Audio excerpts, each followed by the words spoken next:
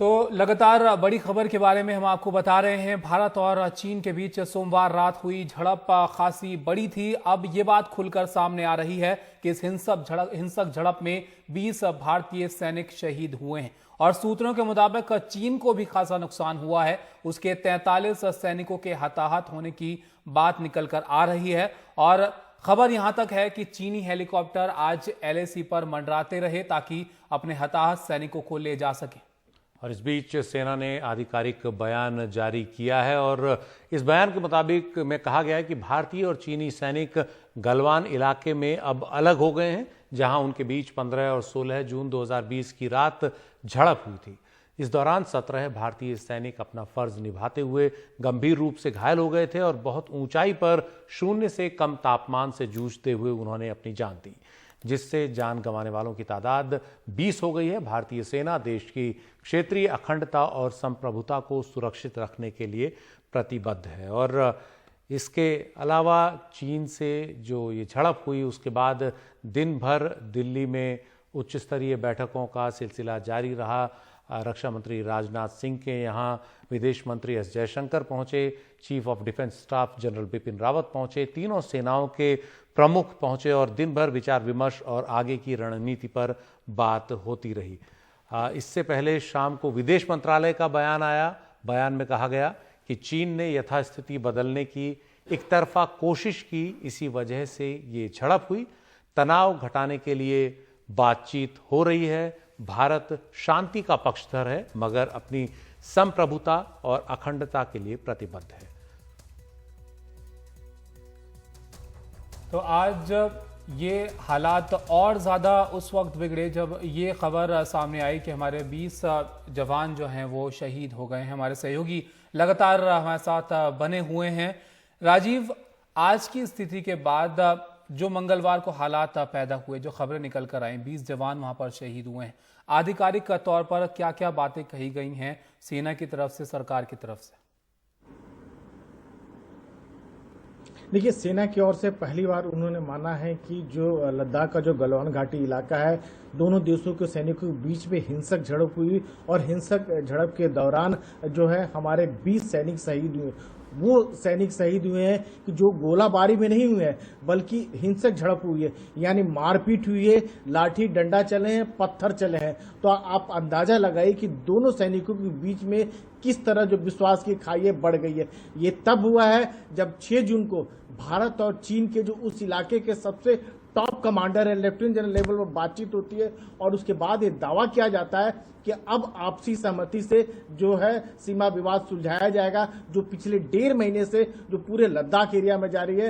ये इसलिए जारी है कि चीन का एतराज था कि भारत जो है इस इलाके में सड़क क्यों बना रहा है, जबकि भारत का ये कहना था कि वो जो सड़क जो बना रहा है वो अपने इलाके में बना रहा है और स्थानीय लोगों की मदद के लिए बना रहा है। जबकि चीन जो है जो पेंगुंग त्सो का जो इलाका है वहां फिंगर 4 के आगे जो पेट्रोलिंग करने के लिए पहले जो भारतीय सेना जाया करती थी फिंगर 8 तक, वहां उसे जाने नहीं दिया जा रहा। तो दोनों के बीच में तकरार बढ़ा और उसके बाद जो है सेनाएं आमने सामने आ गई, बातचीत हुआ और उसी कड़ी में जो बातचीत हो रही थी, अब जो बातचीत कर्नल लेवल पर हो रही थी, सेना को हटाने के दौरान और हिंसक झड़प होती है और हमारे जो है 20 सैनिक शहीद हो जाते। चीन के सैनिकों को और नुकसान की भी अच्छी खासी खबर है। आप समझ सकते हैं कि हालात वहां कितने गंभीर हो गए हैं। जो आपसी विश्वास का जो खाई जो है, जो कहा यह जा रहा था ऊपरी लेवल पर, जमीनी लेवल पर जो है ऐसा कुछ नहीं दिखाई देता है। हालांकि दावा जरूर किया जा रहा है कि बातचीत के जरिए मामला सुलझा लिया जाएगा, लेकिन जो जवान वहां पर तैनात है,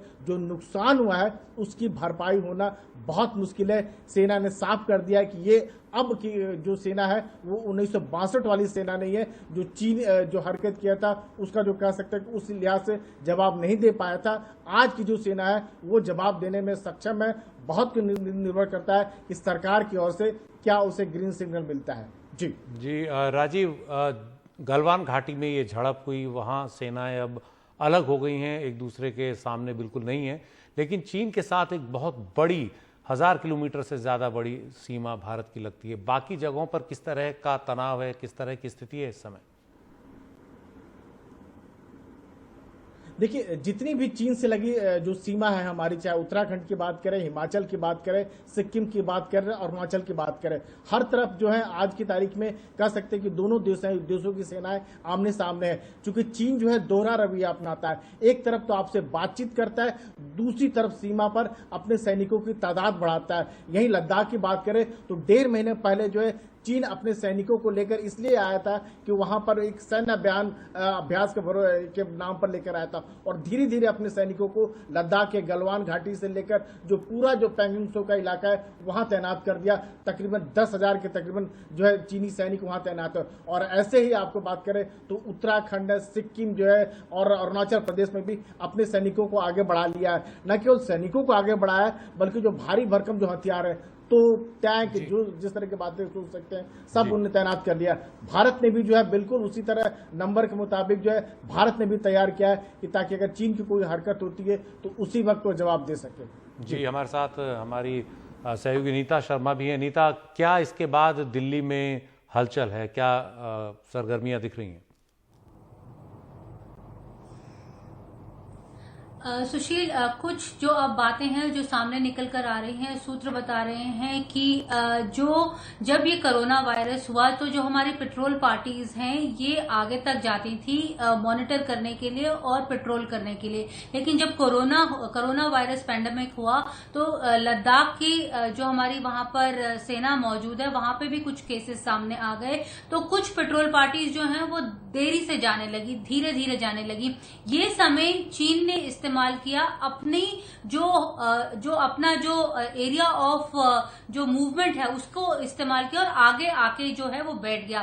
पैंगोंग लेक की साइड में वो फिंगर 4 पे आके उसने अपना कब्जा जमा लिया है। यहाँ पे गलवान वैली में जो है एक नाला है, वहां से जो नाला निकलता है उसके पास एक और रिवर जो वहां पर जाता है, वहां पर ये कन्फ्रंटेशन हुआ, वहां पर भी वो आके बैठ गया। पहले ऐसा होता था, जो सूत्र बताते हैं कि वो वहां तक आता था और वो वापस चला जाता था, लेकिन अब हालात ऐसे बिगड़े हैं कि अब वो वहां पर आकर बैठ गया है। जो 6 जून को बातचीत हुई थी उसमें यह डिसाइड किया गया था कि जो डिसंगेजमेंट है वो की जाए। तो चीन ने इस बात का भरोसा दिलाया था कि हाँ, डिसंगेजमेंट जो है वो की जाएगी। तो ये जो पेट्रोल पार्टी है जो इंडियन साइड से गई थी वो ये देखने गई थी कि क्या चीन ने जो अपना विड्रॉल की जो बात कही थी वो की है या नहीं की है। जब ये पेट्रोल पार्टी वहां पर गई तो इसने देखा कि अभी जो चीन है वो वहीं पर स्थित है जहां पर उसने पहले जो अपनी एंगेजमेंट बनाकर रखी हुई थी। वहां पे जो झड़प है वो वहां पर शुरू होने लगी। वहां पर इंडियन सोल्जर्स को बहुत बड़ी तादाद में जो चाइनीज सोल्जर्स हैं उन्होंने घेर भी लिया। ये भी बात अब सामने आ रही है कि कुछ देर तक, हालांकि अभी इस मामले की आधिकारिक पुष्टि अभी आनी बाकी है, कि कुछ देर तक हमारे सैनिकों को वहां पर जो है वो डिटेन भी करके रखा गया। तभी ये बताया जा रहा है कि भारत सेना ने पहले ये बोला कि 3 जवान जो हैं वो मारे गए हैं। जो क्रिटिकली इंजर्ड थे उनका आंकड़ा जो है वो शाम को जोड़ा गया। 17 का जो आंकड़ा है वो शाम को जोड़ा गया। अब कुल मिलाकर 20 जवान जो हैं मारे जाने की बात जो है वो भारतीय सेना भी कर रही है और भारत की तरफ से जो स्टेटमेंट आया है वो भी है। हालांकि जो सरकारी सूत्र हैं वो इस बात का भी दावा कर रहे हैं कि चीन को भी बहुत नुकसान हुआ है। ये जो डिजिट्स हैं लगभग 3 दर्जन के आसपास आई हैं, लेकिन जो भारत की तरफ से स्टेटमेंट आया उसमें चीन का जो नुकसान है उन्होंने उसके बारे में कोई जिक्र नहीं किया। क्या पॉलिटिकल एक्टिविटी देखी गई है? दिन भर हमने देखा, पहले जो रक्षा मंत्री थे उन्होंने सीडीएस और सारे सर्विस चीफ से बैठक की। फिर उन्होंने राजनाथ सिंह ने प्रधानमंत्री को जो है फोन पर बात करके पूरी जानकारी दी। केंद्रीय गृह मंत्री जो हैं वो भी प्रधानमंत्री से मिलने गए। प्रधानमंत्री जो हैं वो खुद पूरे जो बातें हैं उनकी समीक्षा कर रहे हैं। नेशनल सिक्योरिटी एडवाइजर के लेवल पर भी जो है वो चर्चा की जा रही है। साथ में ये भी एक बात सामने आ रही है, जो सरकारी सूत्र कह रहे हैं कि जो चाइना में इन्वॉय हैं मिस्री साहब, वो भी अब एक इंगेजमेंट कर रहे हैं, एक डिप्लोमेटिक पहल कर रहे हैं कि बातचीत जो है वो चाइना से डिप्लोमेटिक लेवल पर भी अब शुरू की जा सके। सुशील, कादम्बरी, बातचीत की बात कही जा रही है, पिछले कुछ दिनों से कोशिश भी की जा रही है और चीन की तरफ से भी अब इस तरीके के बयान आए कि मसले को बातचीत से सुलझाया जाए। लेकिन एक तरफ तो बात हो रही है और दूसरी तरफ सीमा पर इस तरह की घटनाएं देखने को मिल रही हैं। चीन की तरफ क्या कुछ चल रहा है, वहां पर क्या वजहें सब की बताई जा रही हैं? देखिए वहां पर मीडिया यहाँ की तरह नहीं है, सो बहुत ज्यादा जवाब देने की जरूरत उनको पड़ती नहीं है। जहां तक ग्लोबल टाइम्स का सवाल है, आपको पता है कि वो सरकारी माउथपीस है वहां का, और वो जो सरकार कहती है उसके हिसाब से ही वो उसके सभी बयान आते हैं, उसके सभी राइटअप्स आते हैं, यहाँ तक कि ट्वीट्स आते हैं। लेकिन ये जरूर है कि पिछले कुछ दिनों में हमने डिप्लोमेटिक एंगेजमेंट लगातार देखा, और ये ऐसा मसला है अभी जो हुआ है, आज जो हुआ है, उसमें निश्चित तौर पर डिप्लोमेटिक एंगेजमेंट हो रहा है। लेकिन इसको लेकर अभी खुलकर सरकार कुछ भी नहीं कह रही, विदेश मंत्रालय कुछ भी नहीं कह रहा। सबसे तो अगर आप आयरनी देखें यहाँ पर ताबिश, तो वो ये है कि 70 साल हो गए भारत और चीन के डिप्लोमेटिक रिलेशन के, और इस साल, और इसको सेलिब्रेट करने की बात थी 70 इवेंट्स के साथ, जो कि 35 यहाँ भारत में होने थे और 35 वहां पर चीन में होने थे। दूसरी तरफ अगर आप देखें तो यहाँ पर चीन जो है वो मास्क और सैनिटाइजर वगैरह भी बांटने की बात कर रहा है, और एक पहलू ये है, और दूसरा पहलू यहाँ पर ये है कि इस तरह से इंकर्जन कर रहा है और जमीन हड़पने की भारत की कोशिश कर रहा है। तो ये दो पहलू बिल्कुल सामने है। अब दोनों लेवल पर निश्चित तौर पर यहाँ पर एफर्ट्स होंगे, चाहे वो जमीन पर सेना के लेवल पर हो या फिर डिप्लोमेटिक लेवल पर हो, दोनों लेवल पर होंगे। लेकिन एक चीज कई बार ये कहा जा रहा है कि किस तरह से आखिर चीन को समझाया जाएगा। एक फैक्टर यहाँ जरूर याद रखने वाली बात है कि आज अगर चीन ये भारत के साथ कर रहा है जोर जबरदस्ती से जमीन हासिल करने की, जिस पर पूरी तरह से भारत का हक है, तो बाकी जो नेबर्स हैं जिन्हें आज वो पैसे देकर या बाकी कोलैबोरेशन से अपने साथ लेने की कोशिश कर रहा है, वो एक बार सोचने को जरूर मजबूर होंगे कि कल को ये उनके साथ भी हो सकता है। ताबिश जी, हम उमा शंकर से ही बात करेंगे। अभी राजीव के साथ बात हो रही थी, कादम्बिनी भी वही बात कर रही है कि चीन का दोहरा रवैया लगातार सामने आता रहा है। भारत के साथ जितनी भी बार उसने डील किया है, इस एक हाथ से कोशिश की कि दोनों देश आर्थिक तौर पर एक दूसरे के और करीब आएँ, उधर सीमा पर वो लगातार अपनी तैनाती बढ़ा रहा है, सीमा पर लगातार दबाव बढ़ा रहा है। उमा, सीधे सीधे ये चीन का जो विस्तारवादी रुख है, अब जब दुनिया में अमेरिका के बाद चीन दूसरा सबसे ताकतवर देश माना जाता है, तो वो उसी विस्तारवाद को अपना रहा है जिसका वो एक ज़माने में खुद भी शिकार रहा।